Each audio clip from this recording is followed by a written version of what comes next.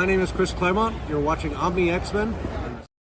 What is going on, everybody? Welcome to another edition of Omni X-Men. That's right. Our good friend Chris Claremont introducing the show as usual. My name is Justin, aka No Good Comics. Welcome back to the channel. And yeah, we're breaking down another issue from this bad boy right here, the New Mutants Omnibus from Chris Claremont. And this time it's going to be New Mutants issue number 13. If you guys have been hanging out with us over the past few weeks or months, you know that some of these episodes have been 2 issues. Tonight it's only one that we're breaking down. That's just a way to kind of make things evened out here, so we still wrap up in June for this season. But it's been a great season so far. Got a great special guest tonight, but of course let me bring in my co-host and good friend John from John's Comics with Kids. John.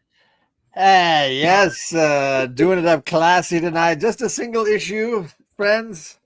Lend me your ear. We're going to do one comic tonight. That's right. And we have an amazing Prince-like guest here tonight. That was King John. Is that apple juice? It was that grape juice that you just sipping there? It's disgusting. Very nice. Hey, yeah. Oh, where did King John go? Who Ted Lasso. What always here. Always here. The Burger King is always around. That's right. Speaking of Burger King, this is a great segue to just go right into our special guest of the evening. So we're gonna bring him in here. Our good friend, Magic Lasso, aka voice, Ryan. and for my love and caring for my readers and listeners. This book and my music are my offerings. When you read my words and listen to my voice, you take a piece of me with you. To all of you, I want you to know that I love you very much. The blessings that I have in my life, I wish for each of you. Secrets of the Sparrow. Oh, I thought you were Is that Janet? No, Diana. Tonight we're going to talk about Diana Ross and Secrets of a Sparrow. Oh. This sounds amazing.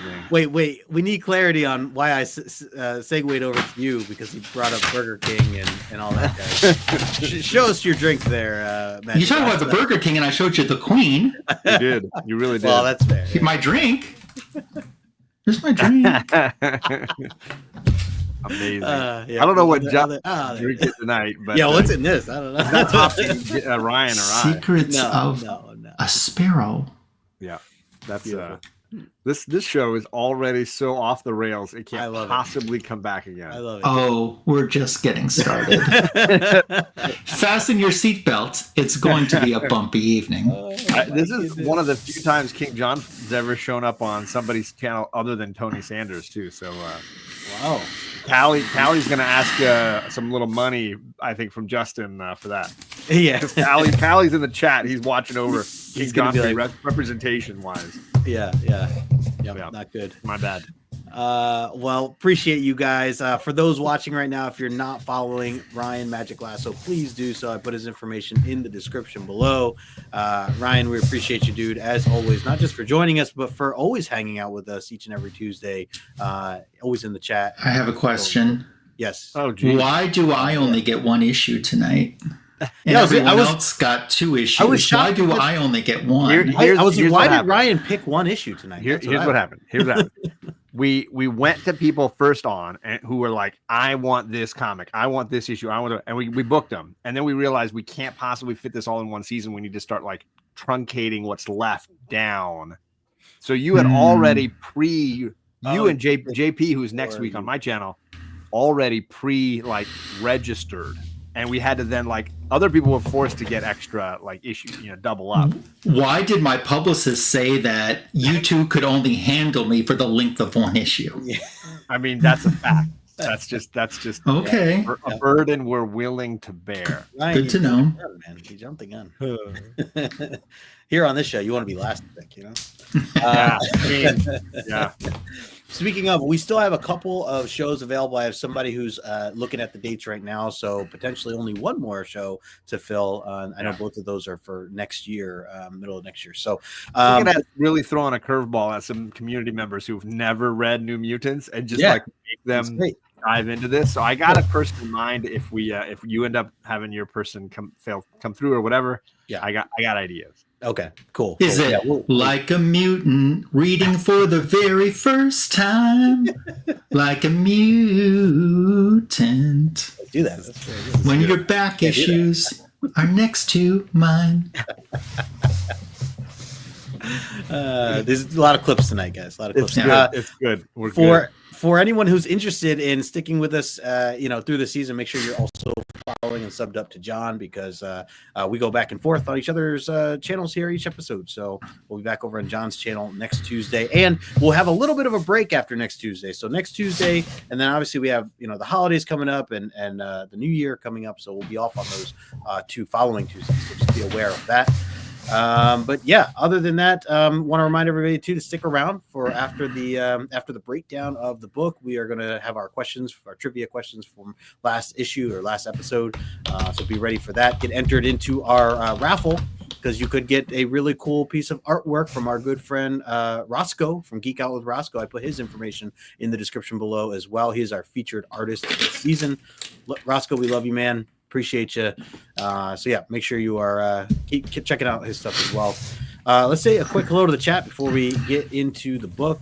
We got our good friend James hanging out. Las Cruces. Hello. Thanks for hanging out. He says, all right. Yeah, he's always hanging out well in advance. 250. He's the king of the tailgaters. Yeah, I love it. He really is. And then even Callie was in here early, 6:20. Look at that, foiled again. No New Mutants 14. No, just the one. I know. I hear you. I hear you. We couldn't handle more than one with Ryan, so that's why, as he noted. Johnny Boy in the chat, double duty. Let's see. We got Adam make stuff up. What is going on, Adam? He says Professor X is a jerk. Yes. You are correct. We're gonna prove it to you tonight. Oh yes, we are. Yes, we are. We got Matt in Clemson. What's going on, Matt? Good to see you as well.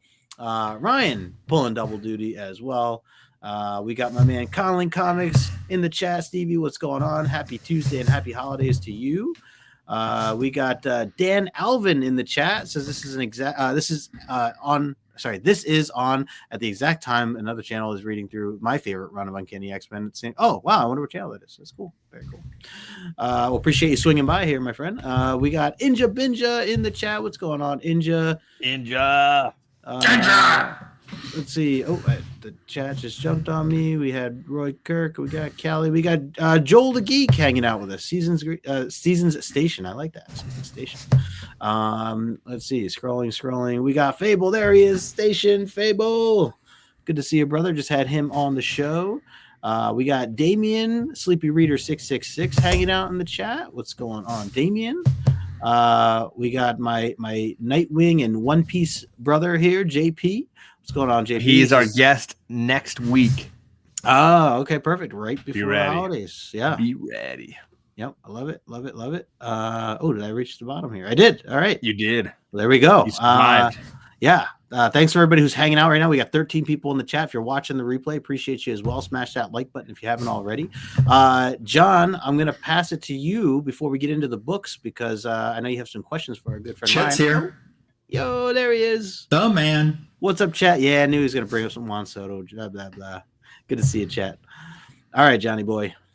What do you got? Yeah, we're going to get to know Ryan here a little bit. Ryan, my first question is, why disco?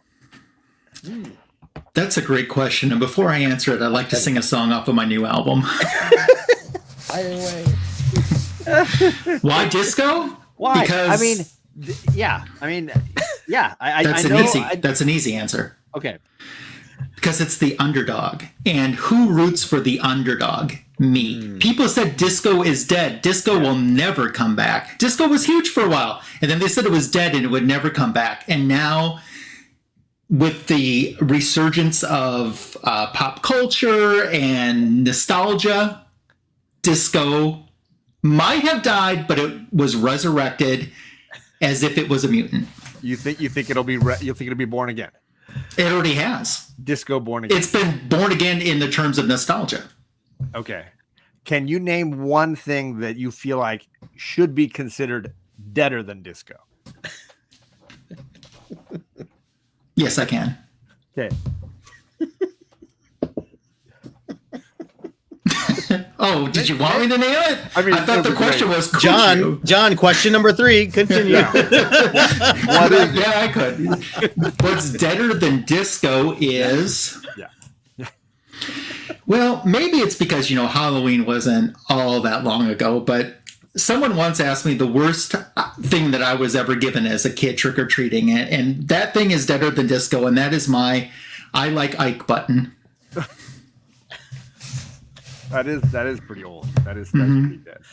All right. What is your disco super? Who is the disco superstar? Donna Summer. The person. Donna Summer. Yeah. Why? Donna Summer. Why? Because she's looking for some hot stuff. Because she loves to love you, baby. Tonight. Because she wants to dance. That last dance, she wants to dance it with you. She's also related to Rachel Dinners. So she's related to Rachel Dinners. I heard that. Very Yeah. JP's wondering why you're in a cave tonight. I don't know what that means. Your volume sounds very he's large. echoing a little, but he's all right. Yeah. Joel says I need to learn the difference between open-ended and closed-ended questions. That's not my goal tonight. No, I enjoy Ryan to an obscene amount, and I want to go in a different direction tonight. So deal with it, Disco Dazzler fans. Deal with it. Yeah, I was trying to teach John's daughters about Fonzie recently. Yeah, that didn't go well. I was going to say that did not go well. No, I even tried to say it's the guy who's the coach from Waterboy or the lawyer from Arrested Development. Still didn't get anything. No. Still didn't get anywhere with them. Dang. Okay, Dazzler. Obviously, I know you like the disco era Dazzler. Yeah. Who should play Dazzler Taylor in a movie? Taylor. You think you're a Taylor fan? Yeah, it's Tom Taylor. Tom Taylor. Yeah, Tom Taylor. That would be it. So he's a great writer. Actually, it's that musician that we all love, James Taylor. Yes. Right. Finally, somebody said it. That would be it. That would be it. I mean, I was all for it, so I'm a fan of that concept. I actually hear a lot of people say, is it Sabrina Carpenter? Is that her name? Yeah. That's the one that they really think that Sabrina Carpenter's music would sound like Dazzler if she was real. And I don't know what they mean by the if she was real part. Sabrina Carpenter from the Carpenters, right? Yes. Yeah. Yeah. Mm-hmm. She looks young. With her brother Richard. Yeah, aged very well. Mm-hmm. If you were going to partner for the long term Dazzler with one Marvel character, who is the long-term love interest you want her to be paired with? Oh my gosh. That's a great question. And I don't know if I've thought about that one very much. You have 5 seconds. You know what? Let's put her with Tony Stark and see what happens. He's got the money to finance her and take her career to new levels. I mean, it was interesting in the past, there was, for those that maybe don't know, there was a limited series called Beauty and the Beast, and it was Dazzler and the Beast, Hank McCoy. Yeah. So, but were they romantic? It wasn't super romantic. I don't think it was super romantic, but I think there was a hint that he kind of liked her, if I remember that. So that's what I remember. Was that the 4-issue miniseries or something? Yeah, it's a 4-issue mini that's also collected in the Dazzler Omnibus, coming soon to Justin's channel in 2025. That's right. Yeah. Wow. Some that's a good pick. That's a good pick. Yeah, I mean, she's been romantically linked with Angel, but that's two pretty people, and that doesn't always work. I like the Tony Stark thing because obviously it would really upgrade the quality of audio visual in her performances. Like you think of the tech that he would bring to her stage performances, and he would be linked to a celebrity. That makes sense for him to be linked to a celebrity. Oh yeah, A-list red carpet walk between them for sure. All right, I get that. If you were going to pick one artist to draw a Dazzler ongoing book, who's doing the interior work for that book? Ooh. Is it the way they draw now or the way they used to draw? Anybody. You can warp all universes to your will. Then you know what? I will take back in the day, meaning back in the day, her first appearance, John Byrne. Ooh, you just made Chet very happy. Well, that's Yes. it, Ryan. I soon, just Steve. wanted Disco and Dazzler for the entire evening. So It was I got what fantastic. I wanted. Yes, yes. Well done. All right, let's Thank see. you. Worth all the minutes. The chat's been on fire. Appreciate everybody chiming in here. Hey, I'm up for it. Yeah. See, Omni Dazzler show. There Mhm. it is. Stay tuned. See, chat's See, already happening. the fans want it. See, The there you go. signature King Tony is in the chat. Oh my gosh, look at him. What's up, Tony? Every Sunday you Yeah. can catch these guys, and sometimes Sarah, the silver-haired, Bronze Age babe, Yep. on Ryan's channel Sunday evenings. So you should be following that. Nice. Yep. One of the best DC shows anywhere on YouTube. Thank you. There it is. All right, gang. Well, let's get into the book. Then we're talking about New Mutants issue number 13. Oh, we got Marcus in the chat. Oops, Yeah. just missed him. Marcus. And 13 is Taylor Swift's And he favorite liked number. the stream. Appreciate you, brother. Yeah, make sure you smash the like. Is it? It Not is. so unlucky. Okay. Yeah. Bang. All right, let's dive into this cover here. First and foremost, we got Kitty Pryde tied into the New Mutants. For a second, looking at this cover, I thought that we were back on the X-Men title for a second. I got Yeah. it very much gives me those vibes. Hey, look at her eye makeup. That's Dazzler eye makeup right there. Oh my God, you're spot on. Yep. Top Dang. tier. I'm never gonna unsee that now. John, gonna pass it to you first. What were your thoughts on this cover here? I'm not a big fan of this cover. I think it's a cheap shot. I get what they're going for. The infighting among the team, it just feels silly to me. Like it feels like playground bullying done like crappily. So I'm not loving it. I get the point they were going for, but it's like the toned down version of Professor Xavier's a jerk moment. Like it just feels like it doesn't have any like guts to it. And art wise, kind of bland. Even Kitty running through the tree is kind of like whatever. It doesn't wow me. It's definitely an issue that I never wanted to buy as a kid. I wasn't like, oh, I got to get this issue and buy it off the rack. Interesting. Yeah, it'd be better as a first page spread page, Jackson, but I don't know that I would like want it on the cover for me. It doesn't really suit this book very well for me. Yeah. Kenneth Bird in the chat. Hello, Kenneth. Yeah, chat 2 says this cover does not work. Interesting. This so Blevins is the artist. I don't know. I've seen Blevins' name before. I don't know much about him. But Ryan, what about you? I'll pass it to you. What are your thoughts on when you see this cover? Absolutely love it. Would buy it slabbed. This to me, because I remember at the time, and it was more, over in the X-Men side of books, that there's animosity between she doesn't like these kids. And, we'll talk a little bit more about this, I'm sure, tonight in discussing the issue. But this plays into it, too. And to see her knowing that she's going to interact with these kids, because pretty much she's been absent to this point in the New Mutants title, making an appearance. I was like, that's exciting. And I'm like, well, what did she do for them? I mean, besides just acting or letting her feelings be known, did she do something specific to make them want to kick her behind out? I mean, I've got my original, from my childhood. And then just a couple years ago, they did a reprint of this in the True Believers line. Oh, nice. In like the $1 version of the True Believers reprints that they did a couple years ago. That was the title that they picked to do this on. And I'm like, obviously I bought it again. But the question is, I'm going to bring something to the show that sometimes you don't get on this show. What happened to Kitty after this? Okay. So I have the answer and I have proof. So Kitty, she's hacked off these peers of hers. She can't join the New Mutants because they don't want any part of her. So what does Kitty decide to do? I think I'll just phase on over to the DC universe. And then you know what she does? She pisses them off as well. And that goes to show, Justin, if you wouldn't mind in just a moment sharing my screen. Absolutely. Here's the unknown cover.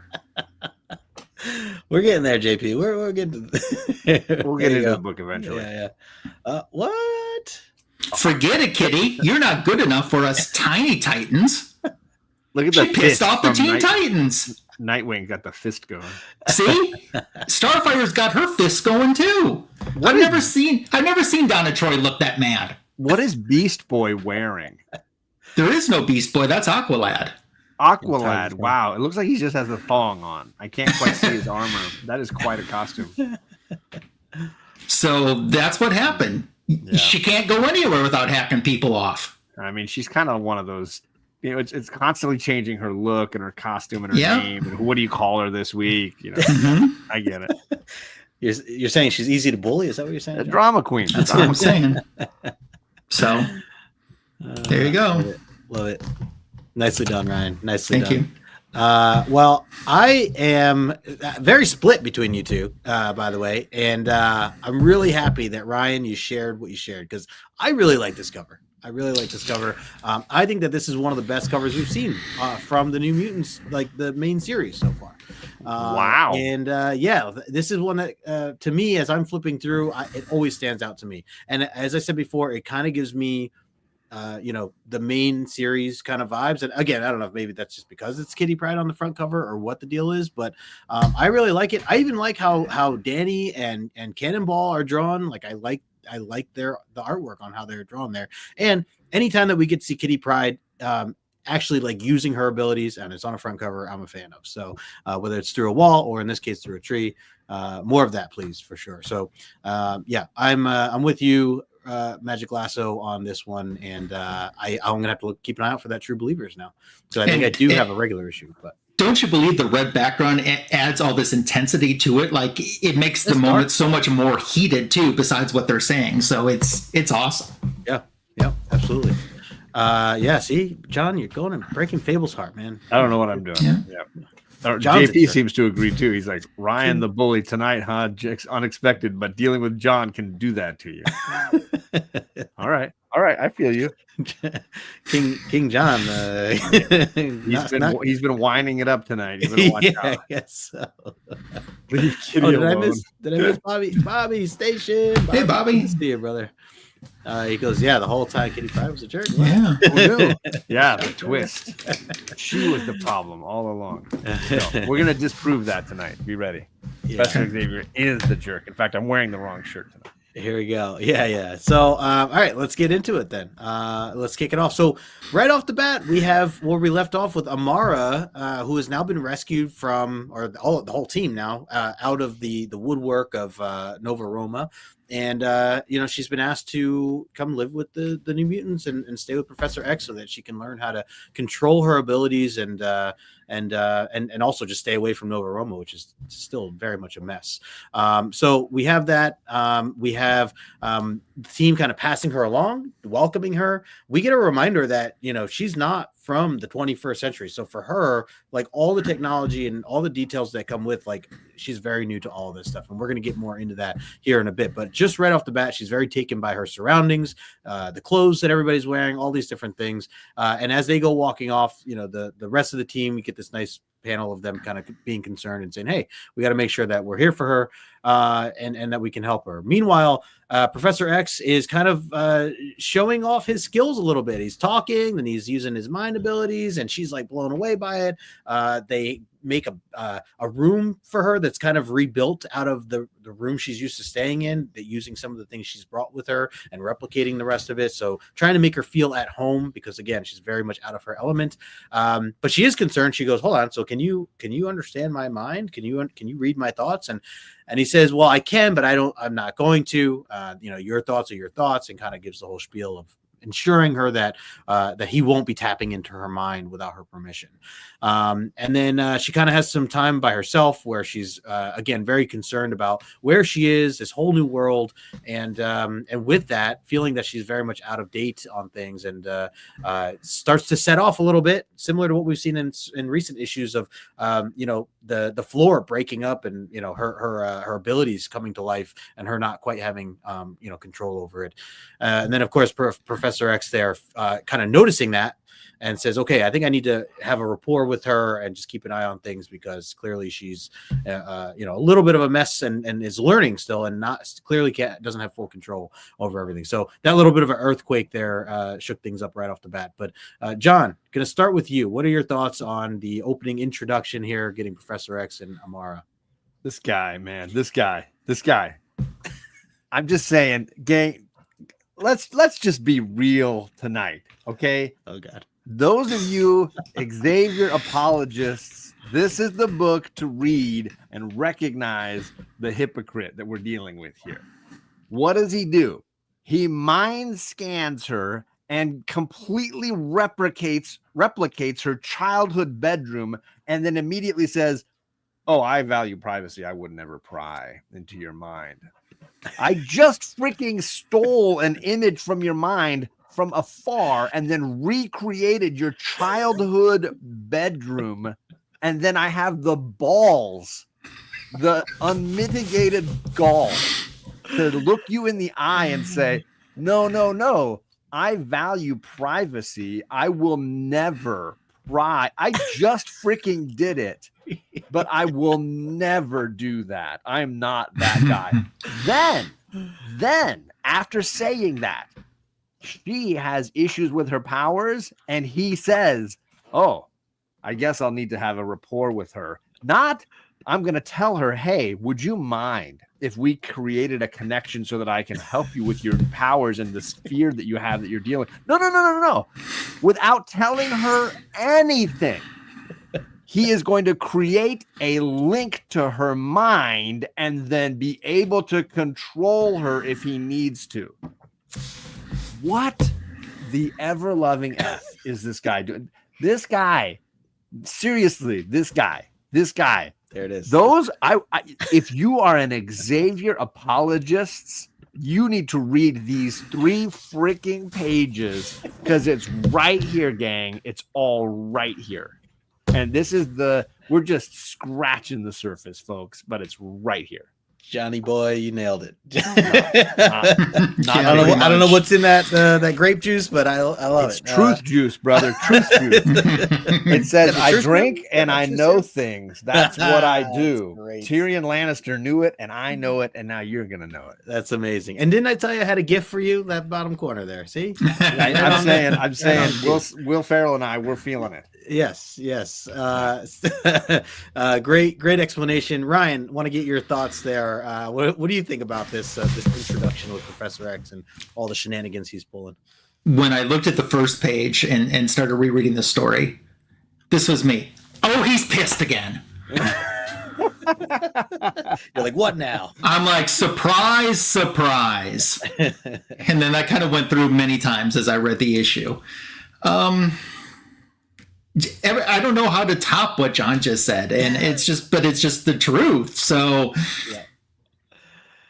I understand why these kids have been much more defiant than any other students that he's ever had, because they're looking at stuff and going, I see what you're doing, man. It ain't cool. And they're telling him. Yeah. Where the other students wouldn't do that. That's pretty much what I have to say. Yeah. Or does he have a resting bitch face? I mean, I would say so. It's pretty consistent in this issue. It is. I mean, he never seems happy. Never. Sleepy Reader says, yes, Professor X, role model for all leaders. There you go. Yep. The comments are fantastic. Appreciate everybody chiming in here. Yeah, John with the King Truth Juice for sure. I love that Chet's like, you're my property. Your mind belongs to me. Yep. Yeah, pretty much. Not wrong. He's not wrong. Yeah. Yes. Resting jerk face. Yeah. There you go. That's a new T-shirt right there, Joel. I like it. All right, let's keep this going then. Next, we have a little bit of a barbecue, kind of a welcome home for the team, and they got Amara, they're waiting on Amara. You have Danny, who's on the grill. You got Stevie Hunter coming in with some plates and things, and I love this scene so much that before I even go any further, I just have to highlight one thing here. I love this. I absolutely love it. I have to say, Roberto, my boy, every episode, every issue, I'm just loving him more and more. Yeah. And like he and I are twins. This is exactly my mindset. In every you're getting bit Chet. Of You're giving Chet heart palpitations. I know. That's why I had to make sure to really blow it up there. You zoomed right in on it. Oh yes.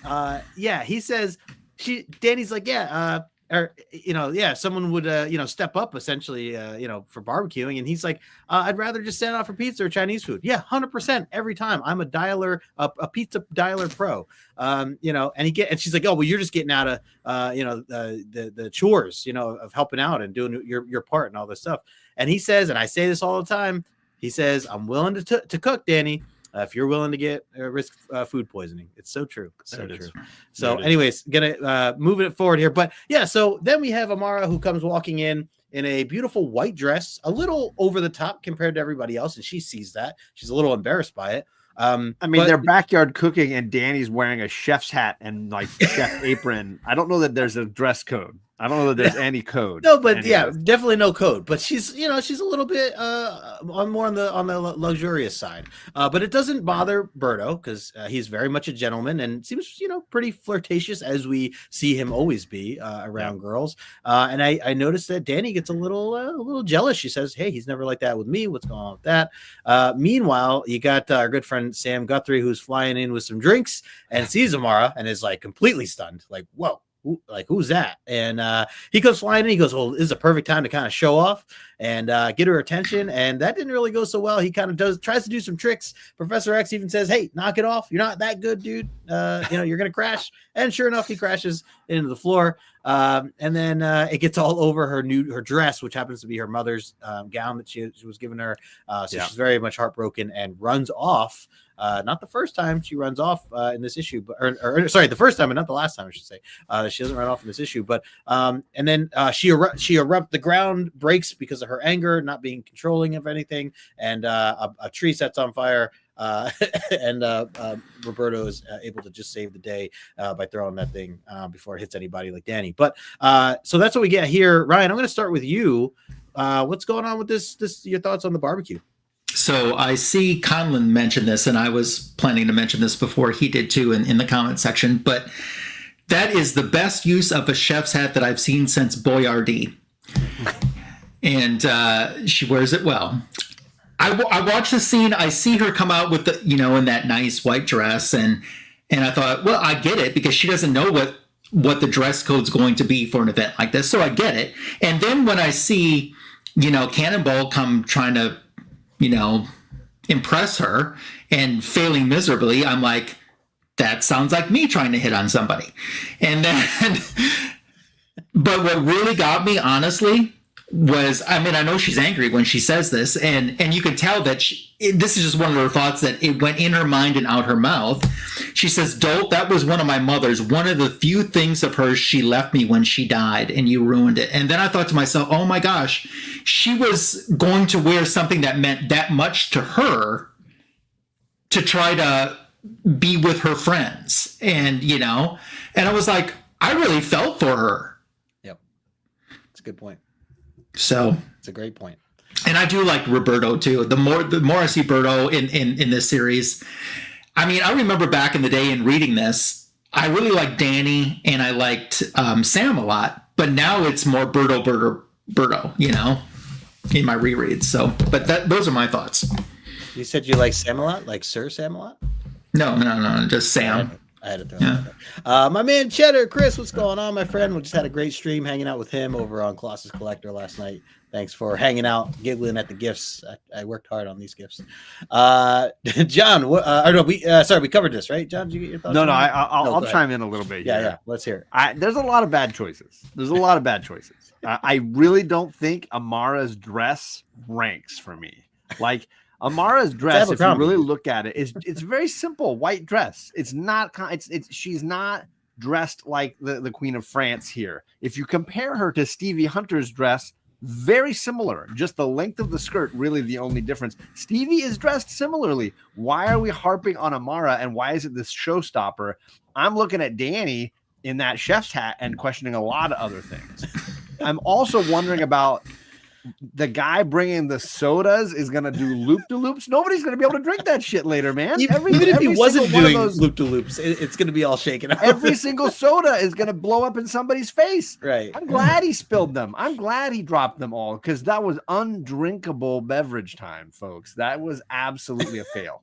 On top of which, Xavier has time to psychically give him 3 full sentences, and none of them are execute Danger Room Plan C that allows him to get out of the loop-de-loop and land successfully. Instead, they're all 3 sentences of, you suck, you can't fly, what the fuck is wrong with you? And yeah, that's what happens. Instead of, remember that mission when he was about to crash and kill some kids and he's like, execute Danger Room 7. And the guy was like, oh, he got out of it. It was amazing.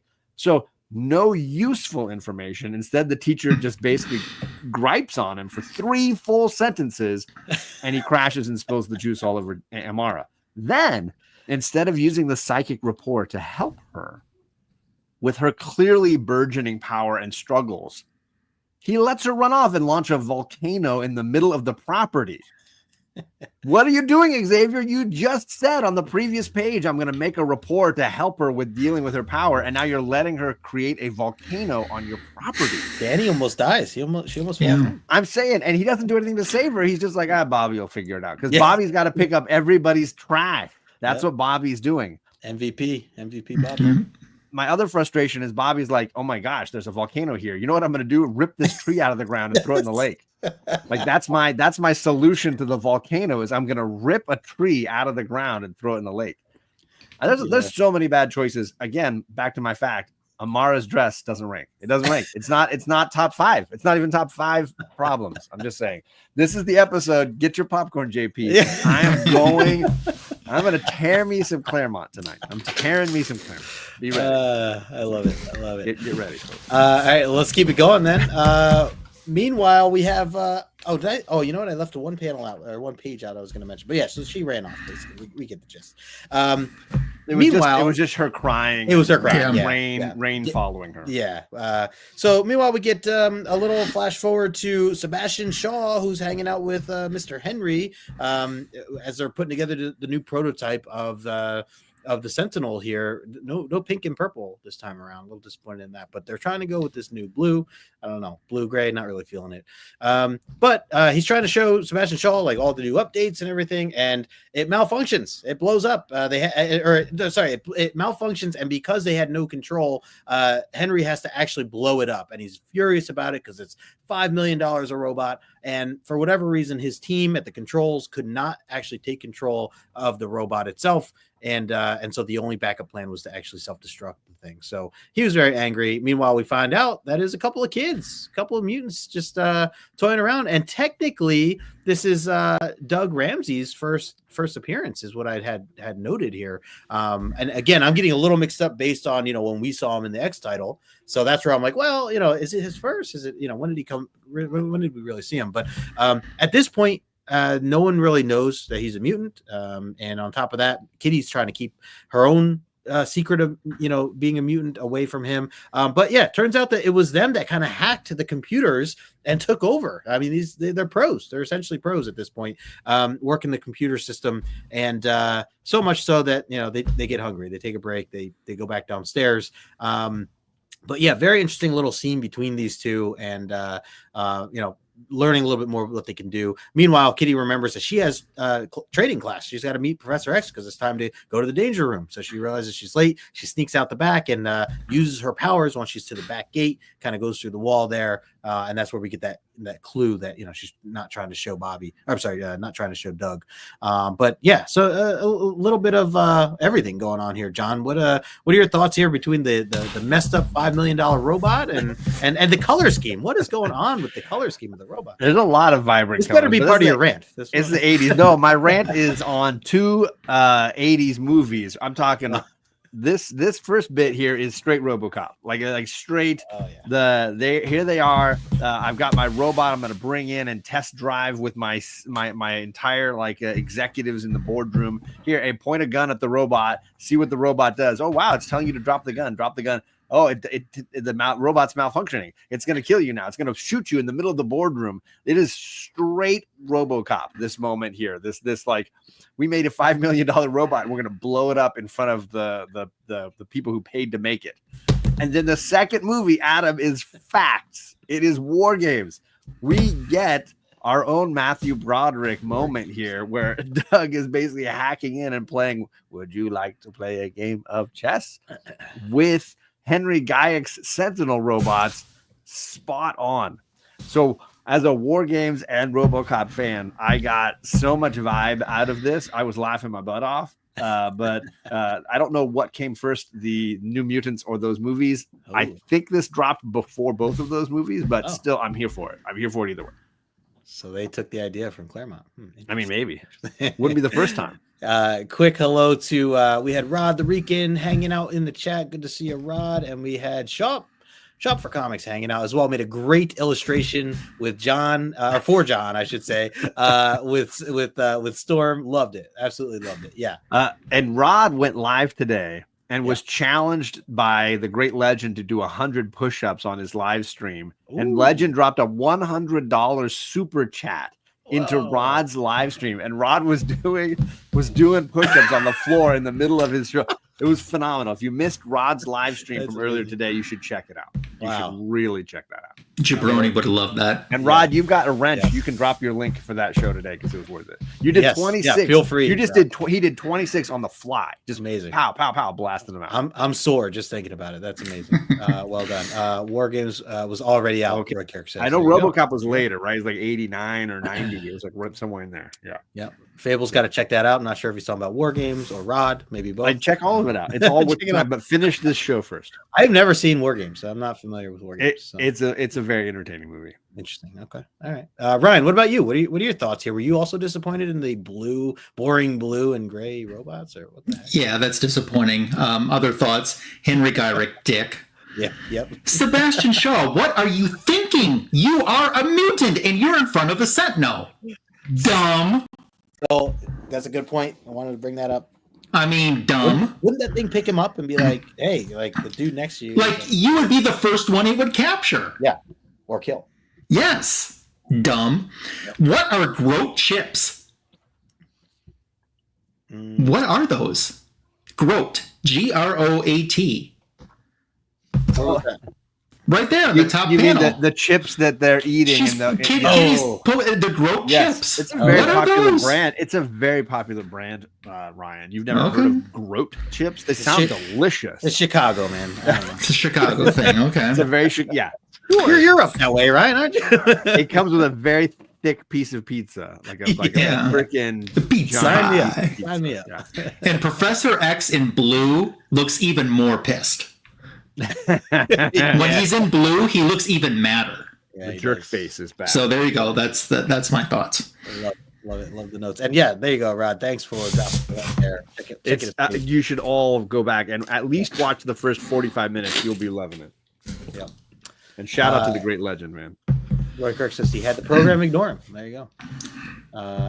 You get those at the Dollar Tree. Oh yeah. Learning something new. Bobby knows what's up. That's the $1.25 tree. Yeah, there you go. All right, let's keep it going. Next up we have Kitty Pryde. Did I?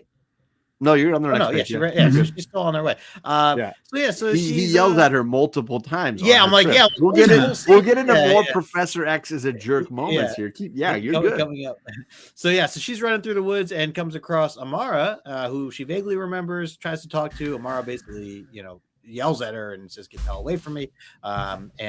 Kitty's just fine. Nobody likes me except Doug, and she's continuing to think about Doug and what her relationship would be like because she also has Peter in her back pocket. So she's like, I love him too. What happens if I love him? That's not a euphemism, right? You mean what does she have in her back pocket? And then she comes across the rest of the team who's standing there, by the way. The team was standing there because they're like, we saw Amara. We want to give her space. She wants to be alone, but we don't want to, let her be alone per se. They're all just standing there. I think it's kind of strange that they're just the four of them standing there. And this is where we get that cover confrontation, a little bit of being called the X babies, and they don't like her. She doesn't like them. She doesn't want to be part of their team. She thinks she's above them. She's been an X-Men already. She's not a new mutant. And so little back and forth between the two there. Again, Professor X chiming in, this time in bright pink or magenta, getting her attention, saying, hey, you are late, let's go. And so she finally gets there and has to kind of fess up for Professor X, who was this? Oh yeah. So this is where he says, hey, I don't know what's going on between you guys. You're gonna have to drop that though. It's distracting you. You got to be a leader. If you're part of the X-Men, you're saying that you're taking on responsibilities that that's what an X-Men does. You can't be late to these things, and you got to get to working together with your team here. So she doesn't really like that. She says, I'll be upstairs in my room, and kind of walks off through the wall. So John, what are your thoughts here on your boy Professor X? I mean, I really shouldn't be going ahead of Ryan because he's gonna get it again. But like, so many Xavier flaws. Like, this girl who creates volcanoes is in an emotionally fragile state, and you are the adult in the effing room. Nothing. He's got nothing. I can't be bothered to wheel my freaking self over or to comment to her and soothe her mind in some way. But I've got plenty of time to echo in Kitty's pride's mind, like ad nauseum, because she's late for one training, because she's got a boyfriend and is happy about something in her freaking life. Mm-hmm. Somebody's happy, and he is going to rob them of that joy. You break up with that boy. X-Men, we X-Menning here. You don't bring no love interest into the X-Men, you X-Menning. But the girl who's in an emotionally fragile state, who has the power to create a volcano in the middle of your mansion, I ain't got time for that. She needs to figure that out for herself. She needs to get that together. She needs to work on herself. You work on yourself. And the entire team is following suit. The entire team is like, well, she wanted privacy. Like, we should just give her some room. She might make a volcano on top of us, but we should give her some room. Instead, let's gripe about your love life and something that's bringing you joy. You all want to know why that? It's just like, I'm just saying, Kitty, I feel you, and he is a jerk. And this is the book. This is the book that proves it, gang. Somebody wants you to turn in the you've documented, you've marked your essay as to like proof and evidence. You're making your citations. This is the issue. You just turn it in. You just turn this issue in. That's all I got. Hope you guys are clipping all this. Ryan, what are your thoughts here on these scenes? So about three things that I think I want to add in. When Kitty comes upon Amara, it's really kind of the most kindness she's shown any of the New Mutants ever. And of course, it backfires instantly on her because Amara's not in a place to see it. Right. Second thing, that next panel where Amara turns around and snaps at her that she wants to be alone, look at that face and look at the way the hair is drawn. If that hair was red, that would be Dark Phoenix face. Yeah. Yep. And I got shades of Dark Phoenix from that panel especially. And I thought, oh, that's interesting. But three, really the best part about this page and maybe this entire issue for me is a lot of times, because I haven't read this book in such a long time, I look at this cover and go, oh, this must be the issue where she's forced to join the New Mutants. It isn't. But this setup right here makes it, this is Claremont really setting that up great. So when she's forced to join them, it sucks even more for her because she has nobody on her side. They don't like her at all. And this just reinforces what's about to come. So that's why I like these pages. Yeah, that's a great point. I mean, and a lot of this is, newer to me to even think about how, she's perceived to the team. But that's got to make things extra awkward as we move into that stuff. So, great call. Well, let's keep it going. Joel says, Blevins knows how to show emotion. So technically this is not, I think, right? Blevins was just the cover. No, he just did the cover. This is Sal. This is still Sal. Yeah. Yeah.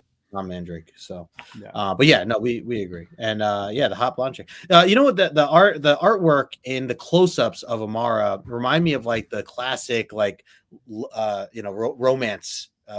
issues from like the 50s. Or I got to leave it to Beaver's mom, but okay, I get all right. That's for Magic Lasso. Oh, thank Notice you. he smiled instantly. There you go. There you go.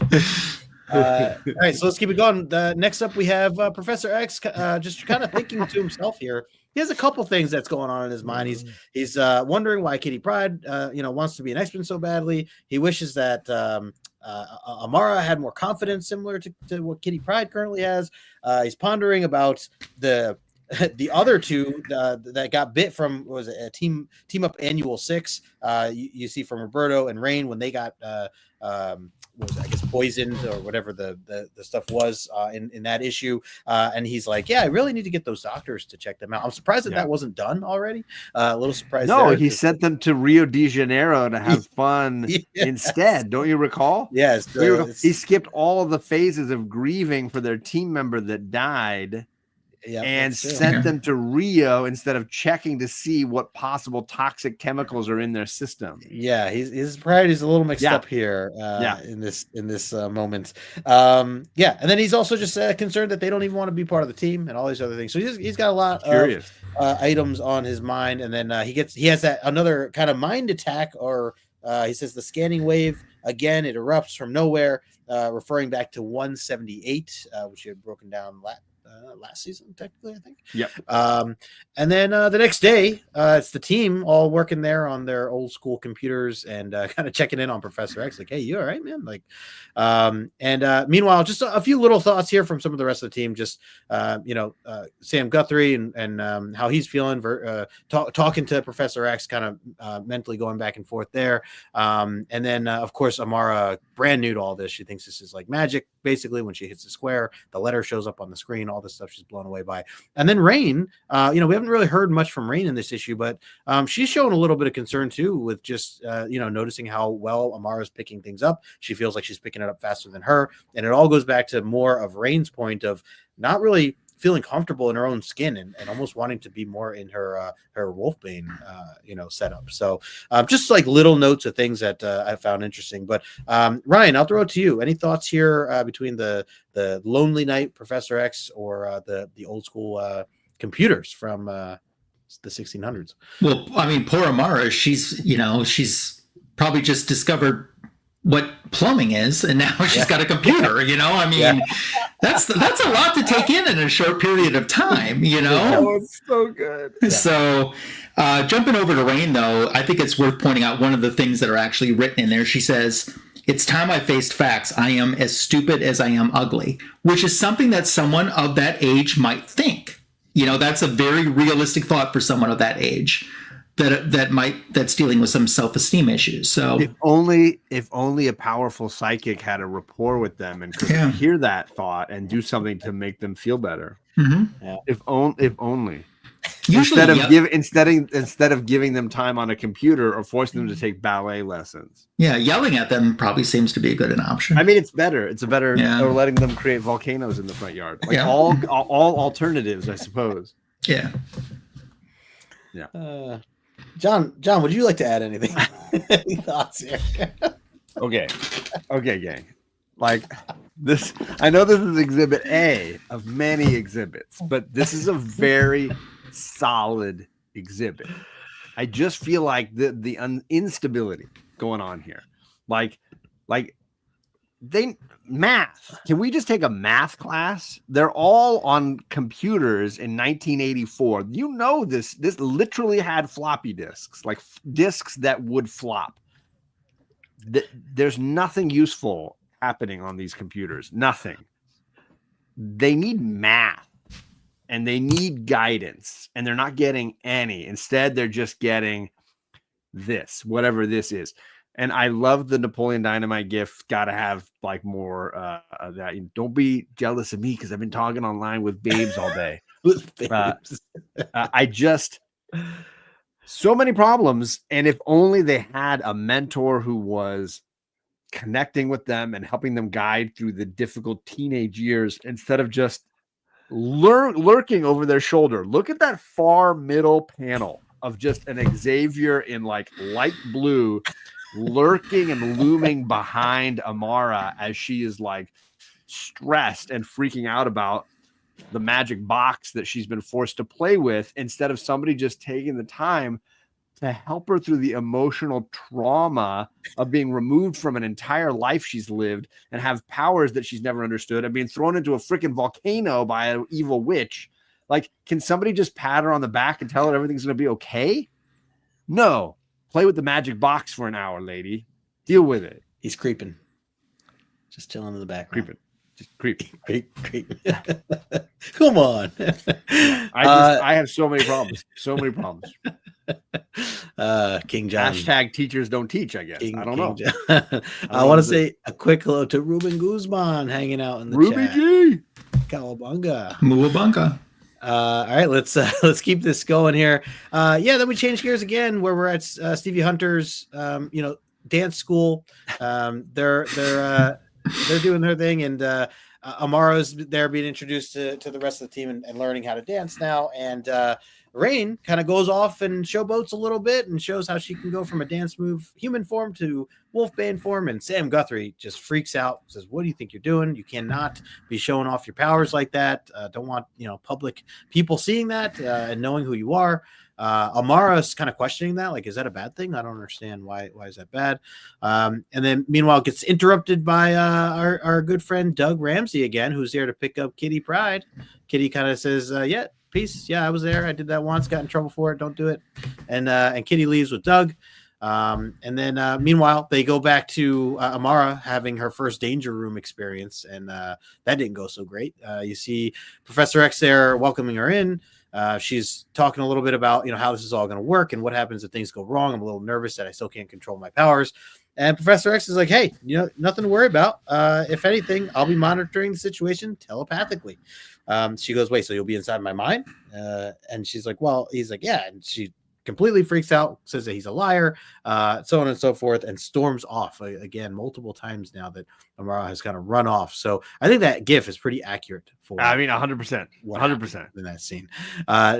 John, what are your thoughts here? Except Xavier's the one slapping her in the face with his lies. I have a lot of problems. I do like that. A good school needs a physical education program. Shout out Stevie Hunter for being the only useful person in the Xavier Mansion as an adult at this phase. She's the one taking them on field trips, keeping track of them, and making sure nobody dies when Sentinels attacks them, like making sure nobody kidnaps them when the FBI shows up and starts guns a-blazing. Like, she's the one. She's not taking any crap from anybody. I don't know that in particular ballet is the PE program I would choose for junior high kids or teenagers, but hey, it's physical education. It's valuable. It's useful. She doesn't necessarily intervene when the kids are fighting. That's not necessarily the best teacher methodology I want. She does make sure that the danger room's operating correctly, which is a wonderful change of pace for the mansion overall.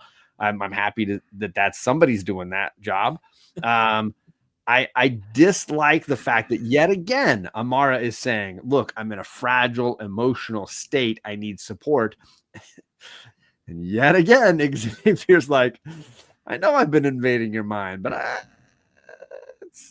I'm supposed to. It's important. What? And then, of course, it upsets her and she runs off and he is in no way supporting her. She is literally begging for emotional support and getting dick. And by that, I mean Xavier is a dick. I don't hate him all the time, Fable, but man, it's hard to like him in this book. It is like throw the book across the room kind of stuff here for me. Ryan, I'll pass it to you. What are your thoughts here? Do you agree with John here? Sure. So a couple of things I want to add in that didn't get covered. Yeah. It's hard to see on what we're sharing here on the screen, but I blew it up as big as I could on my iPad. The look on Sam's face here when he's like, that Kentucky boy is out of his element. I mean, look at that. He's like, I don't know if I'm doing this right. I thought that was just classic. So good. And he is so Scott Summers. He's like, I'm just going to do it because Professor told me, but I don't feel comfortable in these things. They're they tighten on me, jumblies. Yeah. And, I'm talking about Rain, she, just in the previous segment, I was talking about, self-esteem issues. And then finally you could tell she feels so much more comfortable in her wolf's form. But here she is, showing her kibbles and bits to everybody in the class. And then she gets knocked down for when she's finally in her element that at least appears that makes her feel better. That takes some guts to get naked in front of all your schoolmates. I thought I was brave. Stevie Hunter, did she have to read a manual on how to operate the danger room? Because sure she seems to do it better than, like you said, most of the people. I'm sure Xavier invaded her mind and instilled probably something in her. Yeah. And I was very happy for Amara. I'm actually quite happy in this book, and it's almost every issue that professors interacting with them, that one of them are standing up to him. And sure, you shouldn't, as a child, disrespect your teacher or your elder or whatever, but it depends on if it's Xavier or not. True. But I kind of like it when they defy him, because I'm like, yeah, it's about time you get called out on your stuff. Yeah, kibbles and bits. She was showing everyone her kibbles and bits. Yeah. It's true. Justin's like, I just make the slideshow and let these guys go with it. This is great. Yeah, you guys are crushing it. Quick hello to Side Quest Comics, my man Eric. He was There's also so much more to go on here, gang, and we're only at the hour mark, so just get ready. I'm just saying. Yeah. Let's get into it here. So, rounding out the corner of the end of the issue, we have Amara, who is upstairs crying after she ran away from Professor X, and struggling to figure out, should she stay? Should she go? She's not happy here, but she feels like, it is the responsible thing to do. But she's having a lot of mixed feelings overall. She goes downstairs to confront Professor X, pretty much ready to tell him she's gone. And she notices a light kind of beaming out of the doorway, kind of walks over and checks out what it is. And it turns out that she sees Lilandra in a floating form, shining, floating, bright form, talking with Professor X, and kind of going through the motions, talking to him a little bit about how much he misses her. And at this time, she's off, trying to get back her army essentially from her crazy sister. So that was from, I guess, technically 2 seasons ago, John, I think, right? At least a season. And then Amara, he sees Amara in the corner while Lilandra disappears, and tries to just explain about responsibility a little bit with Amara. Tells her that she asked about Lilandra, who is she, where is she? He explains has to explain what sexting is. He explains about Lilandra and what she's off doing to kind of stop her sister, and then meanwhile says, she's like, well, why don't you go with her? And he's like, well, I also have responsibilities, and that is to help mutants like yourself get better with handling your abilities, and so on and so forth. So they kind of try to buddy it at the end here. Amara ends up giving in, saying, all right, what, I'm gonna stay, I'll give this another shot. Maybe this is me needing to be responsible and making sure that I know how to control my I'm gonna force one little bit here. Please do. Yeah. He says, have you ever failed a student? Oh yeah. He says, oh yes. Oh yes. Oh yeah. He says it with such enthusiasm. I almost wanted a Claremont exclamation mark right there. Yeah. She asked point blank, and he says, oh, tons, lots of them, all the time, as many as the day is long, my love. It's right there. Right. If he was drinking water, it would have been a spit take from Professor. I'm just saying that's the red flag she was looking for, and she ignores it. She runs right in. She's the bull. She goes right for the red flag. So I just wanted to make sure that moment got captured to the audience. Absolutely. No, it's a great point out. I think Ryan gets to go first this round. Go ahead. Yeah, Ryan, I'll throw it to you. What are your thoughts on how this issue wraps up? So I like the fact that finally Charles has thought about something in his past. And there is a moment where he says, now I know how Moira McTaggart felt the day I went off to war and left her behind. And then he talks about how when he came back, the love wasn't there anymore. And that's a concern that might happen to him, because where's he going to find someone else that's willing to have that hairdo? Nowhere. And speaking of that hairdo, why doesn't Amara say, what is up with that hairdo? She never questions that. But I do like the fact that Amara, the easy path is to say, you people batshit crazy and I'm going home. But she doesn't. She says, I think that she's essentially saying, I think I could get something out of being here and I could be a better person, which takes, despite what she's been through, so much strength and courage. She's a stranger to everything. And I like that moment about her. The last panel with Charles smiling looks very weird and scary. Yeah. And that's kind of it. Yeah, I mean, if you take those word bubbles out and you just look at the picture for what it is, it's definitely. All right, John, I'm going to throw it back your way then. Any thoughts on how this wraps up? He knows that she's there, but he still walks through this really awkward relationship moment with Lilandra. The sexting is like he lets her hear it. Really just foul. She's also like up in her room at night, crying herself to sleep. No compassionate adult figure there to help her because he's downstairs sexting with his girlfriend across the galaxy.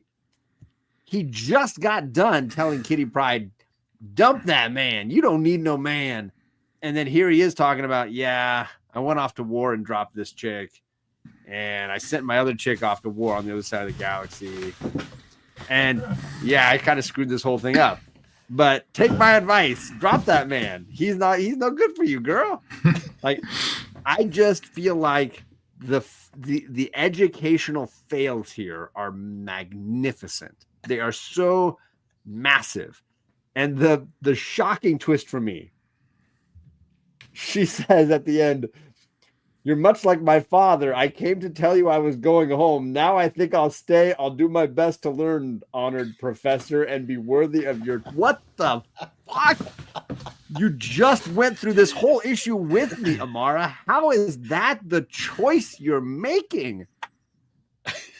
I think Bobby hit it though in the comment section with what he said. Yeah, I mean, it goes to show just how absolutely poisoned her family life was before this. That she's willing to say, you know what, this is pretty toxic around here, but way better than what I was dealing with in Nova Roma, so I'll stay. Like, yikes. Finale moment. Like, I thought for sure this was going to end with her going like, peace. Nope, not so much. Nope. Long term. By the way, guys, like, it's just a handful of episodes that one of the kids died. Like, it's just a handful of issues back. A kid died. And they're all pretty casual about bringing a new replacement in. Just to say, it's pretty casual. It's true. This is true. All right, gang. Well, we're at the end of the issue. Okay, speaking of TV, I'm so glad that Roy Kirk just said this. Speaking of TV, I was like, I was talking about her and the commode and the computers and everything. Wait till she sees Magnum PI. That's gonna blow her mind. What's a mustache? Yes. What's a Tom Selleck? Yep. To be fair, I've never watched it. So yeah, Karma's a bitch, man. Fable, she done gone. She gone. I mean, I guess technically they never said anything else, right? With that storyline. Yeah, like that storyline got dropped. It'll be Claremonted a little later on down the line. So that's what I was wondering with her, and that I guess is a separate discussion. But like, I've always heard rumors that like someone dies early on in the issues, and like we've read through all this, and to me, she's not dead. So I'm like, oh well, what are they talking about? Someone dies. I didn't pick that up, but I guess that is what you're referring to. Yes. Yeah. So all right, well, let's hear some grades then, gentlemen. How would you rank this beauty, and any final thoughts to add to it? John, I will start with you. I will say, if nothing else, the downtime Claremont issues are always entertaining. Like, they're always full of stuff, right? He packs a lot into the non-action packed issues, and this is just another example of that. If I was grading this for Xavier, I don't know that there is a letter grade that exists. Is there a double Z? Like, I don't know what that looks like. 0.5. I mean, yeah. An F can be like 50%. Like it could be a 50. Like I think we've way surpassed that. A huge teacher fail. This is an entire teacher fail issue. As an entertainment piece, I could give this a 7 out of 10 and be like, this was entertaining. I liked some of the stuff, but the writing choices are so, I'm going to say bold. They're very bold. Claremont is very bold in this issue. And that's troubling to me. But I will give the plot and the comic maybe a 7 out of 10, but Xavier gets a double Z from me. There is no grade. He turned in his work, but I can't believe that he actually took the time to turn that in. Fair. There it is. Quick highlight here because, well, two things. Chef is in the chat. What's going on, Chef? Good to see you, brother. Adam, great. Just a fantastic comment. Anybody who does not know what this is referencing to, history. He's referencing history. Yes, just so good. Thanks for bringing that back. I'm gonna go back and watch that movie clip now later. I love it. What have they ever done for us? The Aqueducts. Ryan, what about you? How would you grade this issue? And any final thoughts? And remember, people in the chat would love to see your grades as well. So throw them in the chat. Yeah, so like John said, this is a filler issue. This is setting stuff up for the future because when you just look at the issue alone, like that Sentinel thing just seems so random to be thrown in there. It's a thread, that gets pulled on later on, like many things. For some reason, I tend to like the filler issues. This, I don't know. It's not a bad story. It's not like this fantastic story where you go, I can't wait to read that again, But it's not horrible either. The artwork's good. One thing that we didn't touch on that I think is important to touch on too, at the time when Professor was talking to Kitty regarding the New Mutants, he also pointed out to her, 2 of them are older than you are, and you really rag on them too. But it's the fact that he really to me, this issue helps make it so much worse for Kitty when she gets demoted down to them. And I think this is a perfect issue for setting that up. And that's why I guess I kind of like it, because this has the impact. It's the punch. Well, I don't know. I mean, the punch comes later when she gets hit with that demotion, but this just makes it worse because of this issue. And I guess that's kind of why I like it. Yep. Love it. It says to me that everything that happened in this issue happened for a reason. Yeah. So Ryan, I'm with you. I mean, and John, 7.5. Thanks for all right, there you go. Yeah. I really like this issue. I mean, I liked it more. I'm finding that I like these filler issues more so than maybe the majority normally do. And I think because a lot of it to me, and again, this just goes back to why I like X-Men as a whole, is to see their regular day-to-day problems, their things that they do, their casualness of having fun, barbecuing, and the dramas. And Roberto with the pizza comment, like that automatically put it at least at a 7. Like that was like, okay, like I love this. This is great. And then there's obviously just a lot of little things I enjoyed about it. The artwork I think is fantastic. And I mean, to top it off, we get our boy Doug for the first time. I mean, that to me was like, that's awesome. I love Doug Ramsey. I think, I need to read more of his the characters. So I'm actually more familiar with Doug from the Hickman era, from the more modern stuff. So to me, this is, exciting to get more into with learning a little bit about him. And again, it's just like the little relationships with him and Kitty and, and the rest of the students. So definitely grew more with Bobby and just seeing what Rain's dealing with and everything else. So for me, I'm gonna give this an 8.5. That's where I'm at with this. So I see a lot of people in the chat leaving their numbers as well. So appreciate it. Highlight them. I saw Matt up here said that he would give it an 8. Yep, I'm with you there. JP, woo! Woo! There it is. There's the 10. I knew that JP had a 10 in him, and there it is. So, so good. Love to see it. I'll screenshot that later. Let's see. We got Fable says it was a 7, but John made it. Yeah. There you go. John, King John has that effect on people, you know. Roy Kirk going with a 7. I think that's fair. Chet also going with a 7, and Eric here with an 8-0 with off-white pages. Fair. That's fair.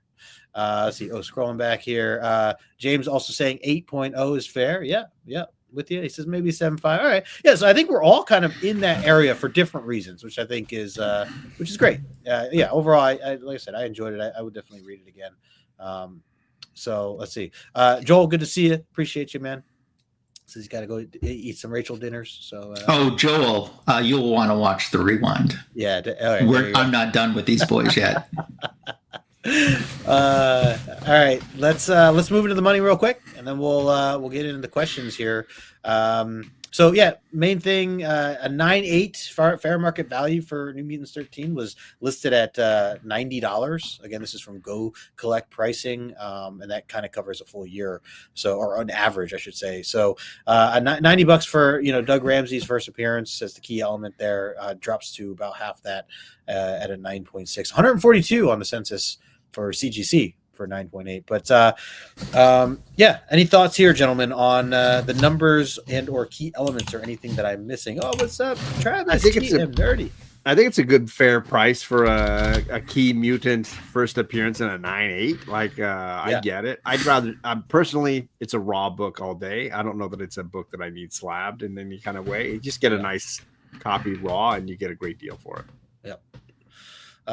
Ryan, anything to add? Good prices, I mean, like I said at the beginning, I wouldn't mind having a slab copy of this because I like the cover a lot. Same. Yeah, I think to get a first appearance of a mutant that we're fans of for under $100 and for a cover that I personally really like, I think that's a steal. So good stuff there. There was a comment I missed earlier I wanted to highlight. Where was it? Oh, Conlon, before saying, just get me to Magic. Just well, we're gonna get there, I assume we're gonna. Well, so shout out to Conlon for that. Because the next part of the omnibus is the Magic mini series, which we read last season. So we will be skipping that and diving right into issue 14. But you can certainly catch that in the rewind on the previous season if you want to go through the Magic mini series, or if you want to read it on your own. That would be the next corresponding element, because spoiler, issue 14, we're getting Ileana. So Ileana is coming in now. Good point. For anyone that has the omnibus and was expecting to go into that technically is next, but we will be on 14 on John's channel. So, all right, cool. Well, let's that'll do it for the numbers there. Don't go away. We got questions for you. Time's out. Oh, what's happening? Time's out. Before we get there, there's a message I need to pass along. As you know, I love Diana very much. And I actually have a message that I'm supposed to read to you guys tonight, okay? All right. But there's a little visual that kind of goes with it too. So just hang about 3 seconds, okay? And your visual will go with your message that I have for you, okay? Is this where my YouTube channel gets shut down? This is where I'm going. John, we were just talking about YouTube jail, weren't we? We're getting some ASMR. I was hoping, but we get here is a message. Diana, dear Omni X-Men, whatever that is. If you need me, call me. No matter where you are, no matter how far, just call my name. I'll be there in a hurry. On that you can depend, and never worry.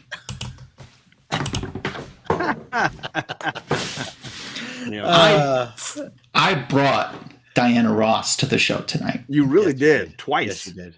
Twice, yes. Because for those that missed the very beginning, I'm trying to get them to review this wonderful book, which is called Secrets of a Sparrow by Diana Ross and Chris Claremont.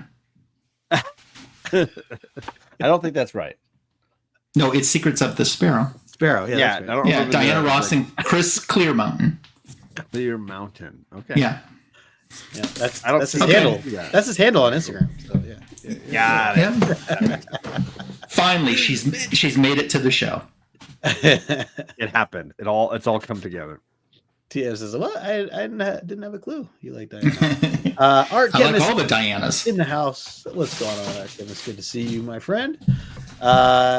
Yeah, love it. Thank you for the times out there. Yeah, you're welcome. Okay, time's in. All right, we're live. Oh, see, Roy Kirk, he wanted Rachel Dinners. Rachel Dinners, yeah. Next time. Yes, that's how I get back on the show. That's right. All right, we have questions tonight, so stay tuned here. We have 4 questions tonight. We're looking for the correct answer twice. So if you see someone else putting the correct answers, even if you didn't know the answer, you can copy paste, put it in the comment section there. And then if you get if you're a part of those 2, then you get your name on the board. That we'll be doing a raffle, big giveaway at the end of the season, as we always do. Falls in June, so you could potentially win some really cool artwork from Geek Out with Rosko, our featured artist. So keep an eye out for that, amongst other things, because we give away a bunch of things at the end of the season. So you definitely want to get your name on the board and answer these questions correctly. I've already got the beginnings of an epic X-Men mystery box. If you missed the last one that Ryan got, I might be trumping that one, which is saying, I don't know if you can. Be ready.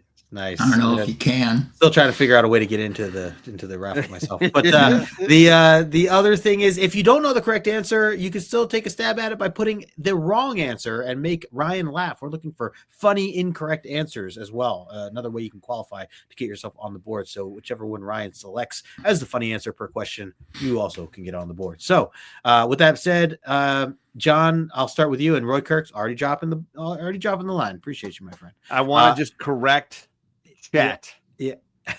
That's not true. It's not accurate. That's false. No, that's false. Just nobody listen to the Chedai Knight in the chat. Ignore the Chedai Knight.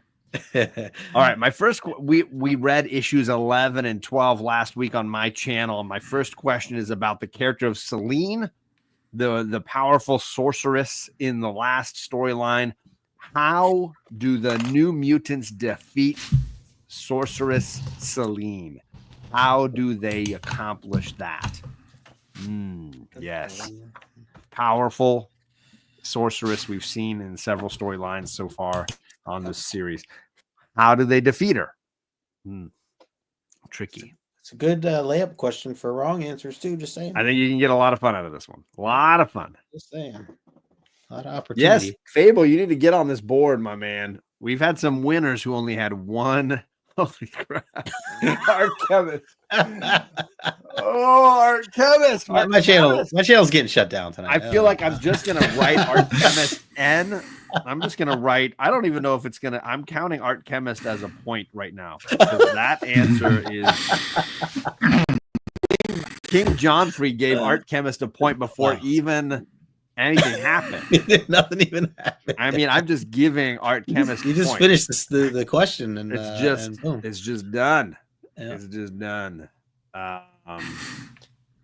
And I'm gonna scroll back up. I'm gonna scroll back up here. I'm gonna say I definitely see one perfect answer. And that one is perfect. All right, let me highlight some other ones here. Yeah. We have Bobby who's saying Professor X would allow it. We have Adam saying collapse the cave on her. Art Chemist, who already has a point, don't need to highlight his comment. And you thought my TNA was bad the other week. Have her you've been somebody's actually come in on top of that. Lego blocks the mansion. That's painful. Yep. Let's see. They throw water on her face like the Wicked Witch. Yeah. Wicked just came out. Myth. That's a myth. Make her listen to Professor X lecture. Yeah, that's brutal. Pretty brutal. Ryan, what do you got here? They're singing. I'll come back to me now. Coming back to me now. That sounds like an answer I would say. Yeah. It does. John, do you want to? Or sorry. So is there? I've got one perfect answer. Okay. And so I'm going to give Art Chemist his point, and I'm going to give Fable the one perfect answer, which is throwing her in the lava and then burying her with rocks on top. So Chemist and Fable are getting the two correct answer points. One because it was so wrong, it was now right. And one because it was so right, it's now perfect. So there you go. Those are the 2 correct answers. All right, there you go. Congrats, Ryan. Anything from any wrong answers that stood out to you there? Well, first of all, I thought, until I looked closely, old eyes, I thought that JP's answer said burying her in Iowa. But it didn't. No, and I was about to give that to him, but it didn't say Iowa. And I looked closer. Too. So, it was a mighty backhand. It's timely. It's classic. My pick for this answer this round is going to go to, I like that too. It's going to go to Bobby for throwing water on her face like the Wicked Witch. All right, Bobby. He's now at 12 entries on the board. Uh-oh. But nobody's coming close to Lasso at this point. Lasso, 5, 10, 15, 25 entries on the big My wheel. age. Yeah. There it is. It's been a rough 25. There it is. Bury her in Iowa. There you go. Yeah, okay. Use it for the next answer, JP. All right, my first question. Where are my questions at? Here we go. My first question is, what does Emmanuel, Roberto's dad, break? What does he break in anger when Roberto walks out of his office in issue 12? Issue 12, Roberto shows up in the slick green suit to confront his dad, Emmanuel. After the conversation goes down, he walks out of there, and Emmanuel is not happy. And in fact, he breaks something. What does Emmanuel break? Yep. He's a sensitive, emotional man, Emmanuel. That's right. So we have the alpha male. Correct answers here are right away. We got Matt. Oops, sorry, Matt. Yeah, Adam at least is standing up for Iowa. Give us he's not taking any shame. I have Matt and Adam make stuff up as the 2 correct answers, John. Got him. Teacup. He broke his teacup. Yeah, he was not happy. Aww. He was trying to enjoy some hot tea and just wasn't. Broke his teacup. Yeah, it wasn't going his way. All right, funny answers. We got Rachel's dinner plate. Yeah, I mean, I like that Bobby put and tiny plate. That is pretty accurate too, Bobby. Sorry, you're just one shy, but I like the detail of that answer. Yeah. Ryan, a jump rope record in town. Yeah, a record. He broke the jump rope record in town. Yeah, he did a lot of jump ropes. He set that record. Saucer. Mm-hmm. Non-flying. Yeah.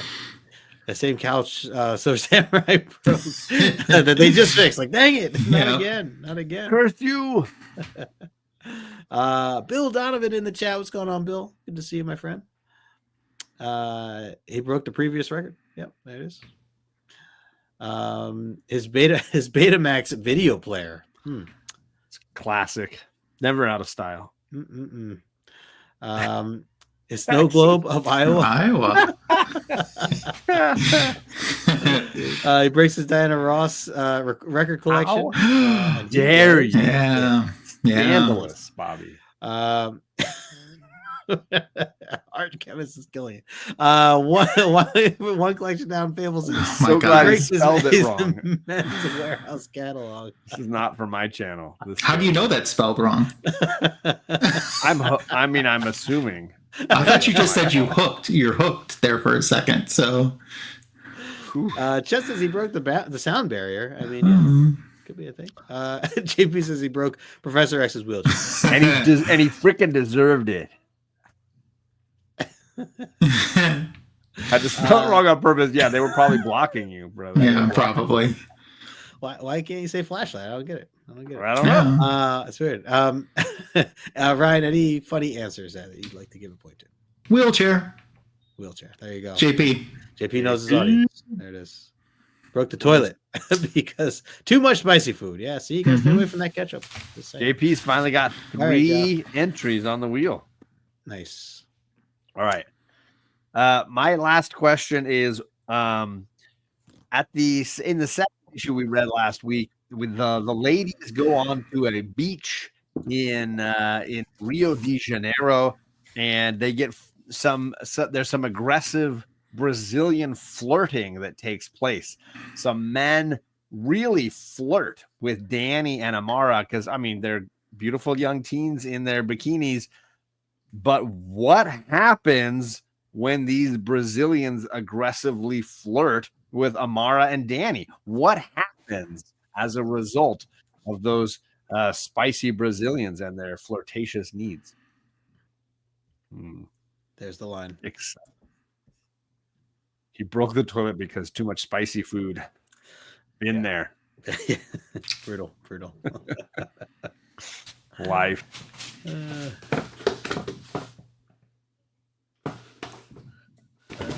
It's only been a couple of seconds, and somebody wrote literally the answer that I typed to Justin, like the exact thing. Like, wow, it's phenomenal. And I can't decide if I want to wait for another perfect answer because that one crushed it. The other ones, I don't know about that one. I don't know about the other ones, but one of them, amazing. Archer says that they make a sea foam float. Sorry, sea foam flow. That's easy for you to say. Yeah, exactly. Let's see, mass of destruction. Right. Bikini Beach dance off. Yeah. Ooh. Yep. I mean, there was a lot Everybody's of that dancing. On. Yep. Yeah. Beach blanket bingo. And I see a lot of people copying and pasting the other answer. Interesting. A volcano out of sand. A sand like a sand castle. Sand castles in the sand. That's a How I Met Your Mother joke. If you guys Fable, she made Nova Roma sandcastles. Oh, she missed her home. Fable, that's sweet. She went surfing. She said, "You know what? I'm out. Just need to hit the water." They make Amara explode. Man. Oh, Diana Ross concert breaks out. Ooh, nice. There it is. They sang Rock Lobster. So I've gone off script twice tonight. I'm going to do it again. I'm going to give JP double points for his perfect correct answer that nobody copied and nobody repasted. Dang. The volcano was in the bay. It was out in the water, not on the sand, not in the beach, but in the bay. So JP gets the double points. Oh, Matt Clemson, so close. So close, Matt Clemson. Oh. You guys are dealing with King John tonight. I can't help you. So I'm way off script. Way off script tonight. I'm just saying. All right, my last question. Wait, we need a comedy answer. Oh yeah, that's right. Magic Lasso pick a comedy. Ryan, answer. was there anything? Justin's like, I can't handle much more of this, guys. End the script. End the script. We're almost at the end. Let's hurry. Boom goes the dynamite. Yeah, Ryan, any funny answers there that you wanted to put? I think this time I'm going to go with my main meow, the Jackson Roy Kirk. They made Amara explode. Oh, all right. So there you go, main meow. Fair. All right. My question is, how do Roberto and Sam cool Amara down? Last issue 12. She was heating up, and they needed to cool her down. How did Roberto and Sam do that? How did they cool down Amara? Fiery Amara. Very exciting. Yep. That was a big important plot point. That it was. Let's see. Oops. Yeah, I mean, Tony in the chat. What's up, Tony? Coming through, doesn't even say hi, just starts randomly shouting names of Ice Trunk. He's like, give me my point. Yeah. That's because he's been on Circumstances YouTube channel all night, and he's just now deemed us with his presence and come over from there. He jumped out of that live stream into our chat. He stumbled over. And he's clearly been just taking a lot of. He missed Diana Ross. She was even on this show. You missed a lot. I'm gonna say this might be the best episode we've done all season. Oh, thank you. It's memorable. Maybe not the best. You missed it. You missed a lot. You gotta. Your drive to work tomorrow is this on double speed, which I think would be the only way to make this episode better. Mm-hmm. Is to watch it twice as fast. As far as correct answers go, I am Yeah. not going to be a King John. I'm actually going to say that Tony, you are correct, sir. You don't have to give a full descriptive answer unless you're Chet. So Tony's correct. Adam's correct. You guys are the top two that I have on my list here. Some funny ones. JP, a fire hose. Yeah, fire hose. Let's see. Art Chemist says with coconut water. Yep. Cooler down with some coconut water. Very hot right now. Adam says gave her an ice cream cone. I mean, that would cool somebody off for sure. Let's see. Matt said, "Oh yeah, no, yep, truck full of ice." That was technically the right answer. It was weird because it was Sam who carried, Roberto who carried. Yeah, that's very accurate. Let's see. They made her. Oh yeah, I got my favorite already. I'm just saying. Tony said he just got here, and he's sorry. I know you did. I was seeing you in the background of the circumstances show, just waiting for you to make your decision. The boys started to flex on her. They all sat down and watched Frozen, then built a snowman. I mean, that's a great way to cool down. Let it go. Someone was singing "Let It Go" once, and her sister knocked her down. They gave her a York peppermint patty. Haven't had one of those in a while. Had a pink Professor X floating head talk down to her. Yeah. I mean, that happens. Everybody gets that moment. They played Smooth Operator, and that did the trick. Yeah. Let's see. Sing. Want to build a snowman? Yeah. I saw all the dolls, action figures. See, I don't know if that's an answer from Tony, or I don't know what that is. They rubbed her down with ice cream. There it is. Ice cream sandwiches. There it is, Bobby. Pulling out the sandwich line. That's so good. Rubber down sandwiches. Bobby, you got my heart, Bobby. You got my heart. Ryan, any of these as a funny answer that you would like? Yes, because the one I'm picking, I actually understood a bigger part to the joke that I think some people don't get, because I remember the commercial for it. And it made me think of the commercial, which I hadn't thought of in a long time. And because I like them as well, the man, Chedai Knight, they gave her a York peppermint patty, because that commercial, it was just like instantly cooling someone down when they were given that. I remember that commercial. So that's why the man's getting it tonight. It was the original Mentos. Yes. Not that anybody nowadays knows what Mentos is. Does Chet have a point there, John? Is that his first? He's got four. I haven't seen four. Wow, that's it. A measly 4. I know. He's been a busy man this year. That's right. Yeah, those Mets fans, they are. Yeah. Anyways, yeah. So there you go. Ryan, bring that up. Ryan, want to thank you, my friend, for joining us on the show. As always, you are part of the show very much each and every week. Thank you. We appreciate that. So thank you. And for those who are not following you, make sure you do so. I put Ryan's information in the description below. And of course, we're going to be over on John's channel next week before Christmas break. So get ready for that, to break down issue 14 of New Mutants. Just another one single issue, but we'll be with our good friend JP for that one. So make sure you're subbed up to John. I put his information in the description below. And here's the shocking twist. Oh. They call that issue the first appearance of Magma. You guys have been reading along with us all to this point. In your mind, imagine working at CGC and deciding that's the first time that Amara is called Magma. That's the decision that they made on that slab. Just plant that seed. That is the only useful fact I'm going to add to my little slideshow as far as that book. Fantastic. Get ready. Appreciate all the love in the chat. I have a show with John next week on my channel. This is true. On Wednesday next week. Yes, Wednesday next week. X-Men book. I have a JLA versus Avenger show with John on my channel. Nice. So nice. All right, gang. We will hype the life out of that thing. Appreciate everybody in the chat. Thanks again. Smash the like button on the way out. Quick reminder too. This Friday I'm going to be live again. It's going to be 3 days in 1 week. I'm going to be live again. Be breaking down this book right here, the Alien. If you're fans of Alien versus Avengers, this Friday with my man Comics Brandon. So we'll be hanging out 8:00, I believe. So, anyways, happy holidays, everybody, and we will talk to you later. Peace. Bye.